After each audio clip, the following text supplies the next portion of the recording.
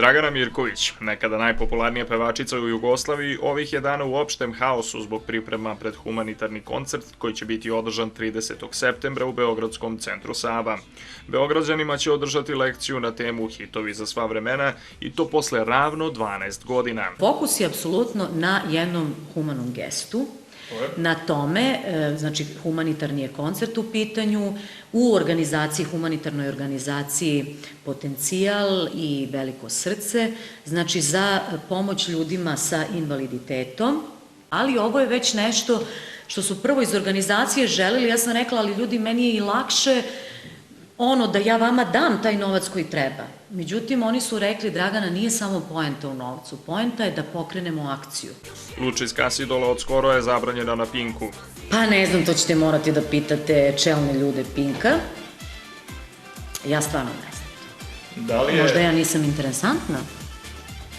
A možda zato što si otvorila DM-SAT televiziju koja je automatski postala konkurent televiziji Pink i koja se emituje free to air na satelitu. Da. Pa Željko Mitrović je u vama video oštru konkurenciju u DM-SAT-u. Znači, da smo sad kod Lekiš, bilo bi... Dragani je trebalo vremena da prebrodi taj problem, uzme li se u obzir činjenica da je Željko Mitrović bio njen dugogodišnji saradnik i da je, kako su svojevremeno neki tvrdili, ružičasta televizija stekla gro gledalaca u dijaspori upravo zahvaljujući emitovanju spotova Lepe Brene, Svetlane Ražnatović i tada ultra popularne Dragane Mirković. Nisam znala da si baš toliko duboko ušao u tematiku. Najiskrenije. Ne sumnjam uopšte. Pa ne znam šta da kažem. Nije to sve tako ni jednostavno, ni lako, ni... Trebalo mi je vremena da malo prebolim neke stvari. Dragana više ne peva na Pinku. Evo ko je zabranjen na DM-SAT televiziji koja je u vlasništvu Mirkovićeve. Seka Aleksić je sebe zabranila. Sebe zabranila, da li samim činom ogovaranja i ljaganja tvog imena kod urednika drugih televizija? Pa možda se tu negde, možda je shvatila, ne znam, ili da je pogrešila, ili možda je htjela da kazni sebe.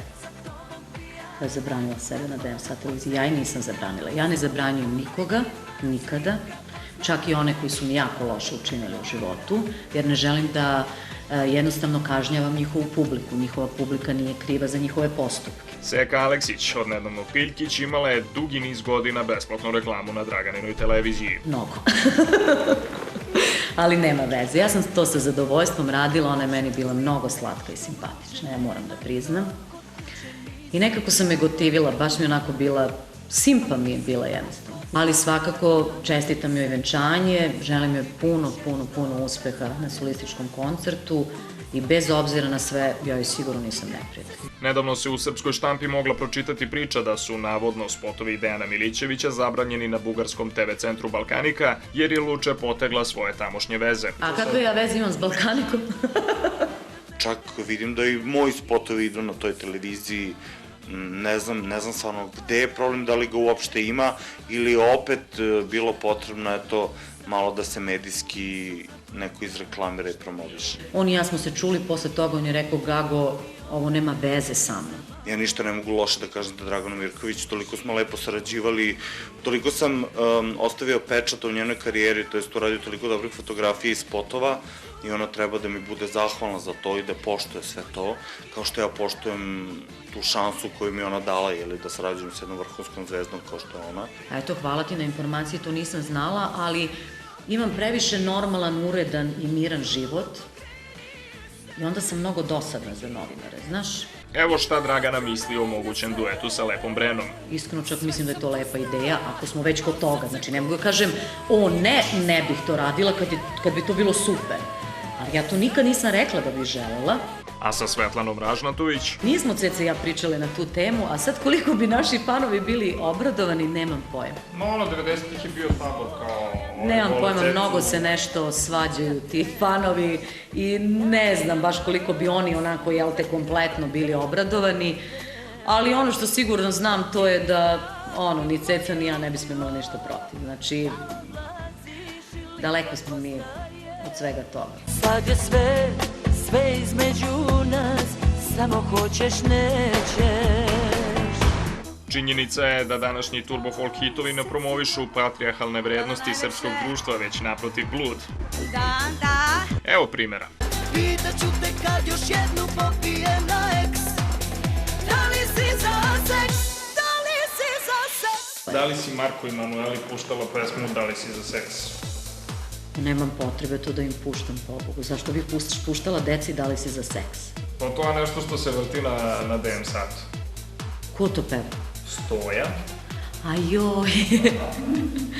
Pa šta ću, Stoja je popularna, Stoja je zvezda, ona ima svoje mesto na DM satu, ja ne mogu da zabranim gledalcima da traže pesmu kojim se dopada, očigledno se ljudima dopada ta pesma. Čelni ljudi Grand produkcije doneradno su branili pojavljivanje zvezdama Granda na DM satu. Nije to njegova želja bila da se to tako uradi, to su neki ljudi više odradili, ali nema veze, ja ga potpuno razumem, posao je posao, on mora čovjek da radi svoj posao.